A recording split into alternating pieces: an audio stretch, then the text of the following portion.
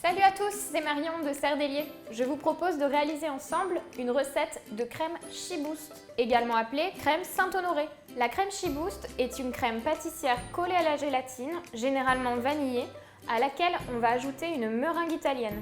On retrouve cette crème principalement dans le Saint-Honoré et parfois dans les religieuses, les choux à la crème, les puits d'amour ou encore les cornets. Nous allons donc réaliser aujourd'hui deux préparations, une crème pâtissière et une meringue italienne que l'on va mélanger ensemble encore tiède pour former notre fameuse crème Shiboost. Allez, je vous montre tout de suite comment la réaliser. Pour réaliser la meringue italienne, vous allez avoir besoin d'eau, de sucre et de blanc d'œuf.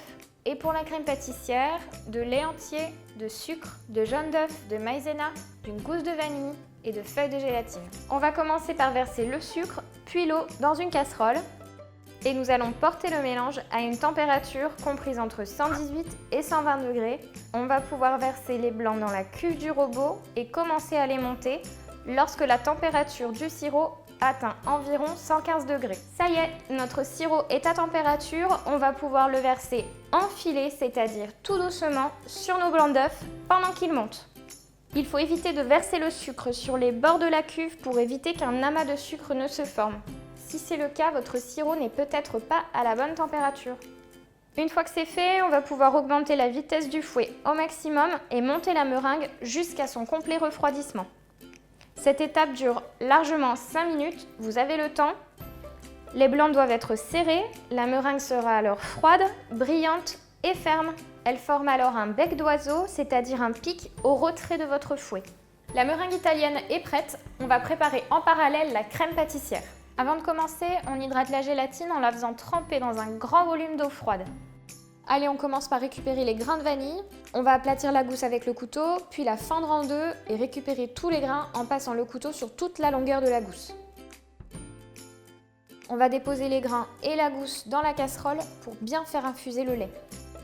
En parallèle, on va travailler dans un cul de poule les jaunes d'œufs et le sucre. Une fois que tout est bien mélangé, on y ajoute la poudre à crème et on continue de fouetter jusqu'à l'obtention d'une texture homogène.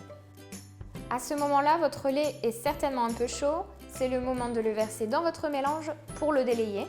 Vous mélangez et vous reversez le tout dans la casserole. À partir de maintenant, on ne cesse jamais de fouetter la crème jusqu'à au moins 1 minute 30 après l'ébullition. L'ébullition, c'est lorsque votre crème fait plop. Rien ne sert d'aller vite, il suffit juste que votre crème n'accroche pas au fond de votre casserole. La crème est prête, on va pouvoir ajouter hors du feu une gélatine bien essorée. Et on mélange bien au fouet pour l'incorporer dans la crème. Il ne reste plus qu'à ajouter délicatement la crème pâtissière chaude dans la meringue italienne et de mélanger. Votre crème est prête lorsqu'elle est brillante, bien onctueuse et aérée. La crème Shiboost se conserve jusqu'à 3 jours au frigo et elle peut se congeler, mais il faut la pocher avant. Et voilà, vous venez de réaliser une crème Shiboost. Elle s'utilise immédiatement car en refroidissant, elle va figer avec la gélatine. Sachez que vous pouvez aromatiser la crème Shiboost au chocolat, au praliné, au café, en aromatisant directement la crème pâtissière. D'ailleurs, je vous invite à jeter un œil à notre blog qui regorge d'idées et de recettes. Et surtout, à nous poster les photos de vos réalisations avec le hashtag Serdelier. On se fera un plaisir de vous répondre en commentaire. Moi, je vous laisse et je vous dis à très vite pour de nouvelles recettes.